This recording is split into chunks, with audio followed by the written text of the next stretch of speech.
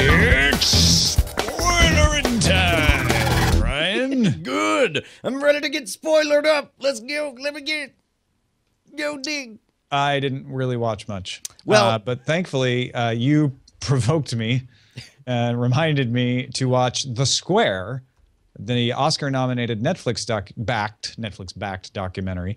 I mean, I guess we could call it. Look, they paid that money so that we would call it a Netflix original. So I guess we'll call it a Netflix original. I feel weird though, because if you too. watch I watched the credits very specifically for that. I'm like, wow, this documentary was already made. And Netflix came along and said, we'll give you some more money to get it more widely seen, which is great. I'm not criticizing Netflix. Right. But, you know, credit becomes a situation, especially something like this, where it's a documentary about essentially 4 people, although a few more, as they navigate the waters of the Egyptian revolution from demanding Hosni Mubarak step down until this past summer when Mohamed Morsi was removed. And I think what's so amazing is that they found these 4 people they had to find them at the very early stages of that. I mean, the revolution had been happening, the demonstrations, and Mubarak stepping down was obviously the impetus to start filming this documentary to say, well, what happens next? But they couldn't have known that they would get this kind of story, this kind of ongoing story, especially between the one friend who was part of the Muslim Brotherhood and the other friend who was just more of a secular protester, and their fights over things. As they start off like, we are totally in this together, and tolerance. And you see in miniature the entire Egyptian society's national debate happen. Yeah, well, and I think they do a fantastic job of 2 things. Number one, humanizing the positions of everyone. And it was very interesting to man, I feel bad that I've forgotten his name already, but the Muslim Brotherhood, Magdi. Magdi's position as he finds himself having to defend the new boss acting exactly like the old boss, and you know, but maintaining his friendship with Ahmed. The second thing they did was to personalize that experience of being there. You really felt like you understood the experience, the bizarre, almost festival-like nature of this sit-in the square, and the fact that they're watching movies and in a strange, mind-cripplingly way, how important it is to get on the mic and sing a song about how democracy is a lie. Like, that sounds so silly on the surface of it, and yet it changed the world. So I don't mean to interrupt, but I so had that experience of because it's subtitled for most of it, and I'm reading the lyrics, and there's that part of me, that cynical part of me that just wants to make fun of the lyrics, right? Like, oh, how trite. But you can't. Like, the other part of me just took that part of me and like socked it in the mouth and said, shut up.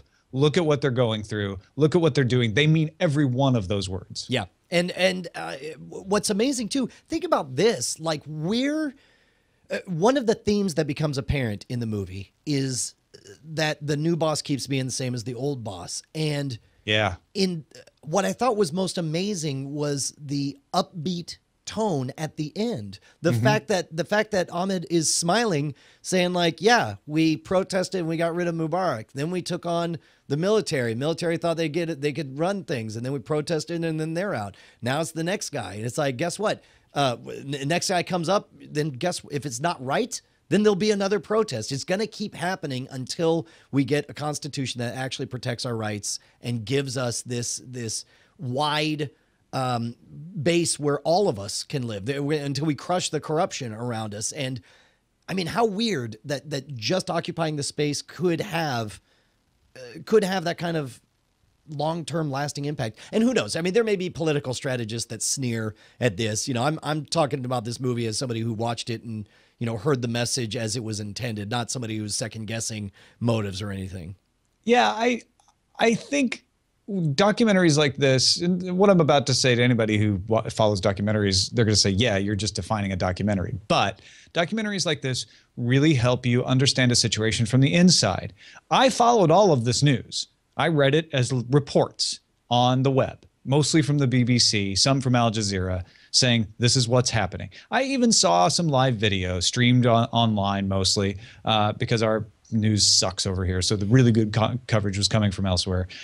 And I knew all of the things were happening. And I had my own opinions about, well, it's good that they're having an election, but those are limited options and the army is in control. After watching this, I didn't change any of my understanding of the facts, but I saw much better that the army is very practically running this country. Yep. And saying, you know what, Mubarak, sorry, you're out of here. We'll just replace you with a crony. Ooh, that's not working. Fine. We want stability. So we're going to let an election happen, but we're going to make sure it's between two people we can deal with. And we're going to make a deal with the Muslim Brotherhood to say, you're going to play ball and we'll let you have an election and maybe you'll win. And they did. And then Mohammed Morsi isn't following the rules that we set out for him. So we're going to let the protesters come. It really feels very orchestrated, and not to minimize what the protesters are doing, but it feels like the army is in this game of cat and mouse with the protesters. Like, okay, you're going to do this. We know you're going to do this, and we know we can't really stop you without risking a lot. So we're going to let you do it, but we're going to try to position ourselves in a way that we get what we want out of it every time. And the protesters are thinking the same thing. And that's what you're saying. Ahmed was saying at the very end of this, which was, you know what, they can do what they want, but we'll come back. And I wonder where this all ends up. Yeah, and all of a sudden, what was wild was seeing that, and then going. You know, I use Google News as my launch page, because what I like about it is it forces me to see news from sources that I would never think to check. You know, because it's all algorithm driven. Right. And sure enough, popped up, and there's a story about protests in Egypt, and like, it was the same type of story I've been seeing on and on for 3 years.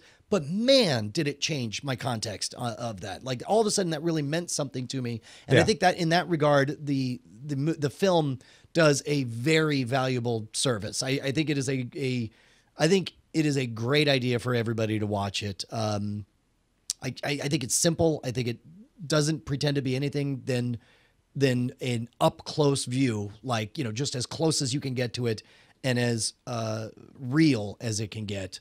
You know, warts and all, for everyone.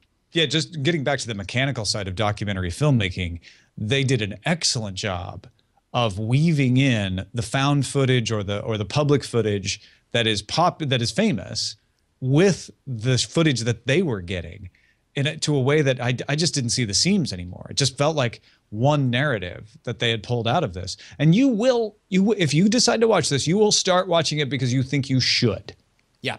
But there will be a point, and it won't be that far in, where you just will want to keep watching because you'll want to find out what happens to these people, even though you know what the events are. You want to find out how their stories play out. It's that compelling. You know, it's really wild, too, because one of the things that from the outside, and again, it's so easy to sit here, you know, fat and happy in our Western democracy and roll our eyes and like, go Twitter revolution, social media revolution, YouTube video revolution. But you could tell it's very much a war for the hearts and minds and getting their message out to everyone in Egypt. And in that regard, it is very much a propaganda war. They have to tell the stories. They need to show the video. Like, it matters. Like, I remember watching, what was it, Alien 3 or whatever, when this paramilitary force bursts in, and it was like a social commentary that there were 4 guys with different types of guns and 1 guy with a camera. Like, oh, in the future, it'll matter to document everything because you need to shape the narrative. That is the world in which we live, and nothing made that more clear to me. Except you won't hire a camera person. That'll just happen naturally because everybody's got a camera now. Exactly.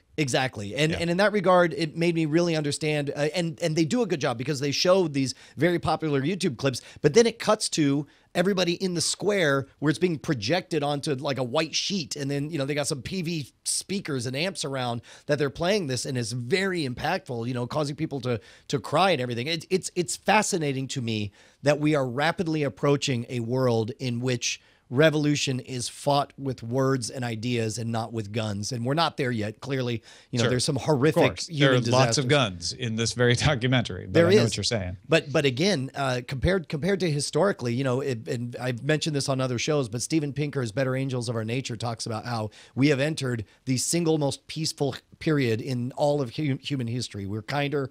We have less of a taste for bloodshed than at any point in all of humanity's history.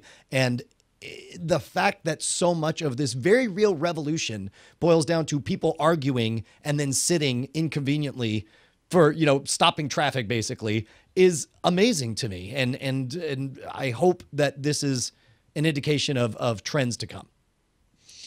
Excellent documentary. I failed us on the Archer front this week. I love the fact that we're following this up with Archer. Yeah, well, maybe that's a good thing. I don't know. What do you want to do? Where do you want to go with that? Well, okay, so I'll tell you this much. I'll spoil a little bit. I won't spoil the story on it. But I was disappointed because when they showed the montage from episode 1, to me, it was obvious that it was an epic stone skipping across the next year and a half, and that the new story would just begin, boom, they've been a cartel for how many years, and this is their new life that they've built. Unfortunately for me, those were all highlights, a preview of the season to come. I thought they probably were. You were right, and I was wrong. Which is the title of this which is the opposite of our yeah, yes, this Spoilerin Zone is called "You Were Right and I Was Wrong," Tom. And you wouldn't think that matters. You're like, oh, whatever. Now I kind of know what it's going to be about.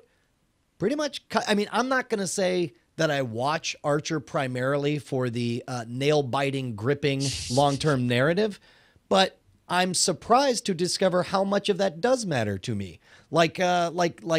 See, you in this episode, mild spoiler here, you see Cheryl Carroll spend the entire episode trying to do do re mi and sounding absolutely terrible, and then at some point when nobody's shooting guns at her or haranguing her, they catch her on a security camera with this gorgeous, beautiful country singing voice, right? And just that minor thing of knowing, like, well, clearly she can sing because I know she goes on to be like #1 or whatever. Just knowing all this stuff kind of. I don't know, kind of cut the nuts off of it for me, which I'd hate to say. Phrasing. Wait, no, that's very explicit phrasing. I know what you mean, and I'll have to watch it to see if it did it. No, thinking that was a highlight reel. I feel like it'll be the same experience you have whenever you've seen a trailer for something. There'll be that part where you're like, oh, that's the part from the trailer. Yeah. And they told you in your Archer behind the scenes panel thing. That's true. That she was going to be a country star. So that was spoiled already anyway. Like you say, it's more about the fun of seeing it unwind than any kind of super suspense. Yeah, but I guess there's a different feeling. You know, when you get caught up on something, there's this like low grade, like now we got to get to this, now to get to this. And then you have this breath of fresh air. You're like, I genuinely don't know what happens from this point on. Like, I feel like I was kind of robbed of that right from the get go. Like, even if I knew. It's the journey, Brian. It's the journey. Yeah, maybe. It's not the destination. Maybe it's the band journey.